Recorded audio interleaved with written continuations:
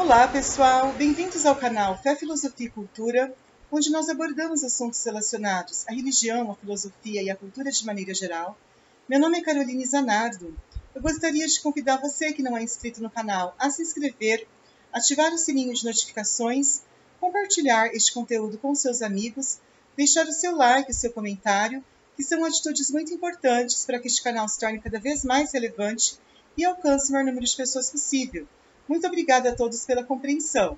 Bom, hoje a gente vai fazer, pessoal, uma apresentação, uma explanação de um importante livro, da cristandade, escrito na época do medieval ali, muito influenciado mesmo pela filosofia antiga, enfim, é uma época que foi considerada, das trevas, a época medieval. Só que, na verdade, diz-se que foi a época onde mais foi desenvolvido os pensamentos cristãos que formariam, então, que dariam toda a base para a nossa formação, a formação ocidental, daria toda a base para o conhecimento ocidental.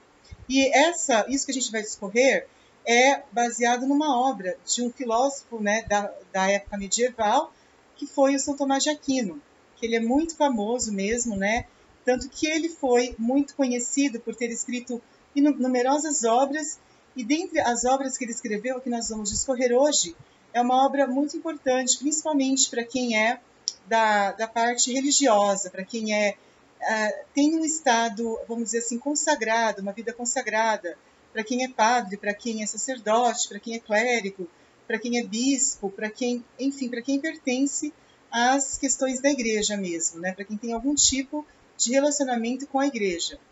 Então, a gente vai discorrer sobre essa importante obra, um livro então, do São Tomás de Aquino, que ele então viveu na época da Idade Média.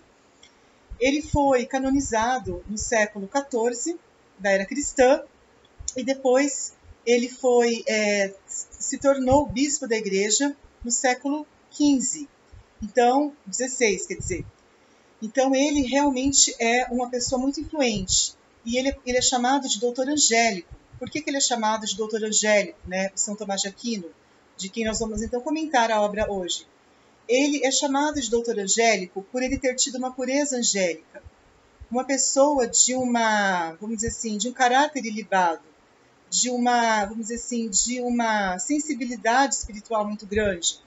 Uma pessoa que, inclusive, foi tentado, por uma prostituta que puseram lá para tentá-lo, a própria família, o tentou, e ele resistiu bravamente. Ele era uma pessoa muito, muito espiritual. Então, o São Tomás de Aquino, com certeza, ele é um dos principais nomes da cristandade.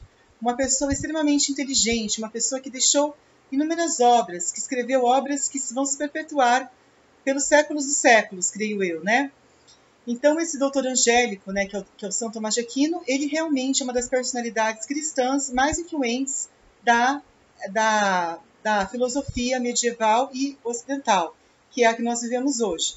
Então, a gente vai então discorrer sobre a obra dele, uma das obras, que escreveu várias, que é esse aqui, sobre a perfeição da vida espiritual, Uma obra realmente muito interessante, de São Tomás de Aquino.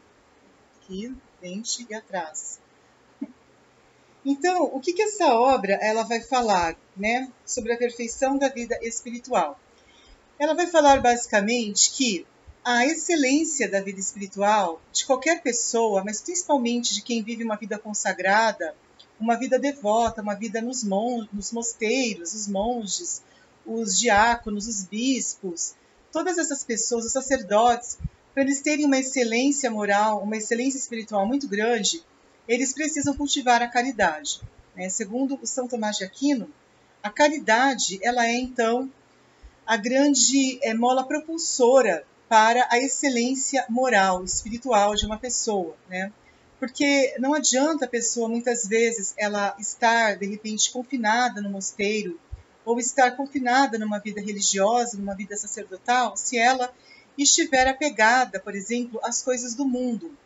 Porque muitas pessoas, às vezes, elas acabam até entrando no mosteiro, ou acabam entrando na vida religiosa, às vezes para fugir de alguma coisa, às vezes para fugir de alguma realidade, às vezes elas querem, é como fosse uma espécie de uma fuga mesmo. Eu quero, vamos dizer assim, fugir da realidade do mundo, né? Eu quero buscar aqui um porto seguro, vamos dizer assim, uma segurança. Não seria esse o objetivo? Não é um objetivo de segurança, que é a excelência da vida espiritual. Ela tem que ser pautada, essa perfeição da vida espiritual, ela tem que ser pautada, sobretudo, por um sincero desejo, que é movido pelo amor de Deus. Essa pessoa não pode entrar no mosteiro movida por uma fuga da realidade, fuga do mundo. Não, não é um porto seguro o mosteiro.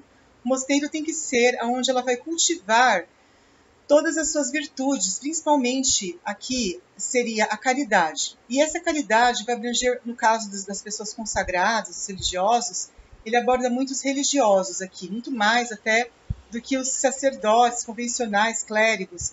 Ele coloca muito a excelência dos religiosos, que os religiosos são pessoas dotadas de uma excelência moral muito grande, né? Por quê? Porque eles realmente acabam fazendo votos, né? Quem está no mosteiro, quem está vivendo uma vida consagrada, eles fazem votos.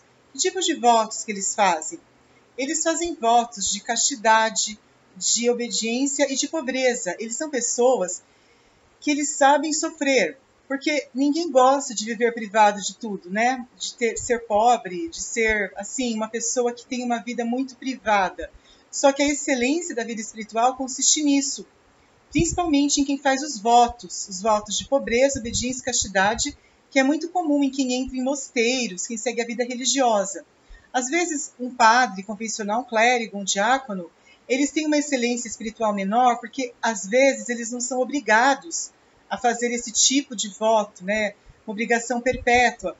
Eles acabam, às vezes, vivendo uma vida que pode ser uma vida com uma excelência moral também muito grande, quem é clérigo, quem é diácono, e porque eles acabam fazendo obras espirituais importantes no sentido de evangelizar as pessoas, de pregar o evangelho, mas às vezes aquilo que dá essa excelência espiritual, que são os votos de pobreza, obediência e castidade, às vezes eles não fazem esses votos, porque às vezes essas pessoas elas ficam servindo simplesmente a uma obrigação ali de servir, né, uma obrigação, assim como vamos supor, ele dá o exemplo do matrimônio, por exemplo, né, que o matrimônio não seria um estado de uma excelência espiritual no sentido da caridade, né, seria mais uma questão, tem a ver com um deleite carnal, que às vezes até para satisfazer uma concupiscência da carne. Ela não seria tanto que o matrimônio ele é muito assim recomendado para quem quer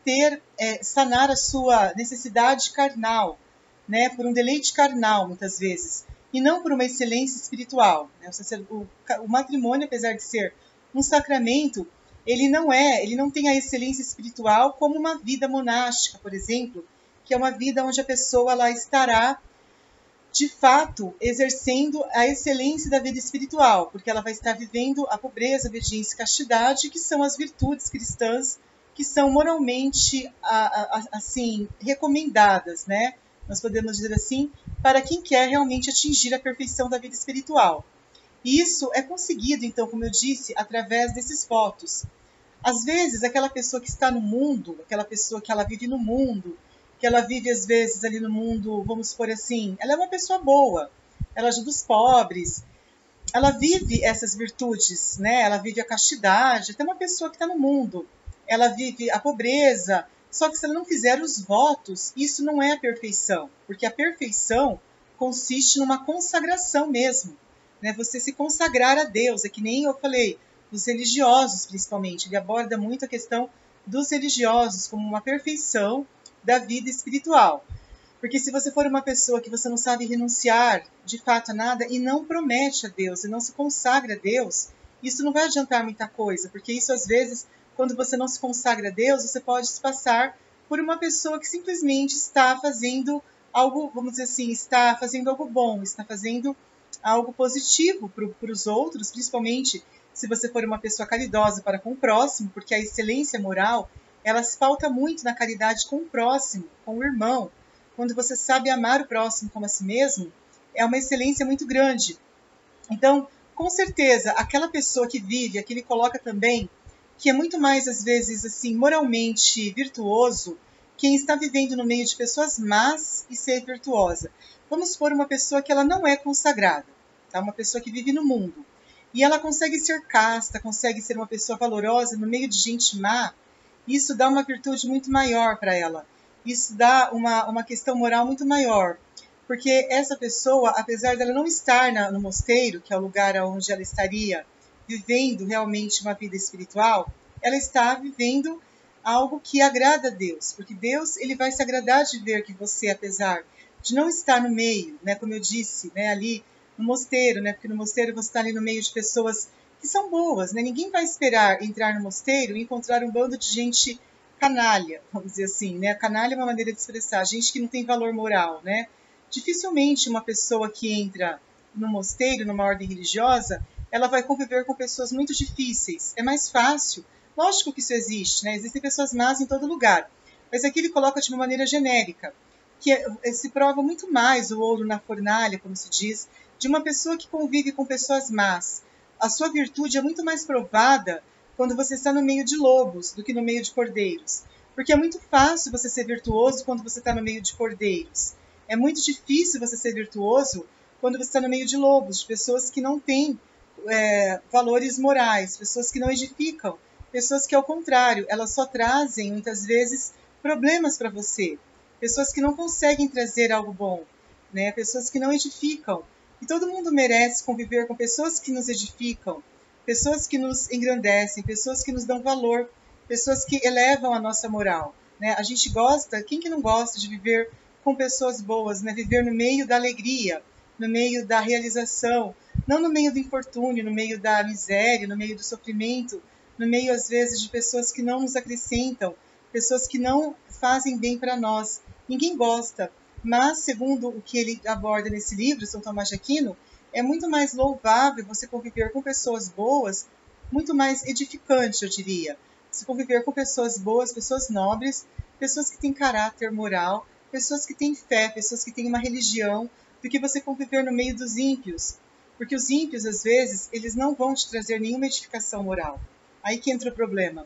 Porque é muito difícil alguém ser moralmente virtuoso no meio de pessoas mundanas. Porque os mundanos, não querendo depreciar, obviamente, porque todo mundo é filho de Deus. Deus criou todos os homens. Mas o que acontece? Às vezes as pessoas do mundo, elas não ligam muito para os valores morais, né? Elas são imorais às vezes. E aí, para você ser moral no meio de gente imoral, é difícil você conservar aquilo que mora dentro de você como algo precioso. Né? O ladrão está sempre ali, o diabo, né, como o leão que ruge, quer nos devorar, está buscando brechas para destruir, roubar e matar. Então, assim, a gente tem que ter muita fé para a gente poder sobreviver em meio a essa realidade.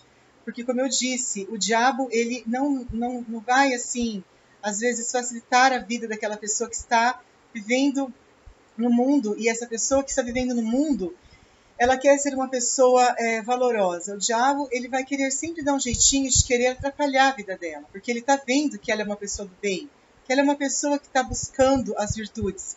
E o diabo, como eu falei, ele é inimigo, ele não é amigo, entendeu? Então você precisa ter muita fé, você precisa se apegar muito a Deus, ao sagrado, principalmente rezar muito. A oração, ela é uma proteção, jejum, as esmolas, a oração é uma proteção contra o inimigo. Então, por isso que o cristão no mundo, ou em qualquer lugar, ele precisa fazer mortificações. Ele precisa fazer renúncias para ele alcançar a excelência moral. Muito obrigada a todos pela atenção, era isso que nós tínhamos que falar. Espero que todos tenham gostado. Fiquem todos com Deus e até a próxima. Tchau, tchau.